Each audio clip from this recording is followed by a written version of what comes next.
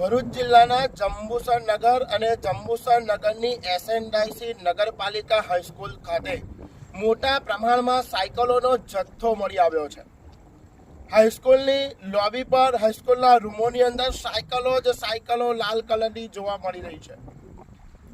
Media કર્મીઓ દ્વારા તપાસ કરતા જાણવા મળ્યું કે ભાઈ આ સાયકલો તો 2023ના પ્રવેશોત્સવની અંદર વિદ્યાર્થીઓને આપવાની હતી, પરંતુ એજન્સી અને કોન્ટ્રાક્ટર જે સરકારે કોન્ટ્રાક્ટ આપ્યો હતો અને એજન્સી સાયકલો અને મટીરિયલ આપવામાં લેટ પડી છે, એટલા માટે 2023ના પ્રવેશોત્સવમાં જે સાયકલો આપવાની હતી એ આ 2024નો પણ પ્રવેશોત્સવ ગયો અને 2023ના પ્રવેશોત્સવની સાયકલો 2024 પ્રવેશોત્સવ ગયા પછી હજુ તૈયાર થઈ રહી છે। ખુલ્લામાં સાયકલો પડેલી છે, ચોમાસાનો સમય છે।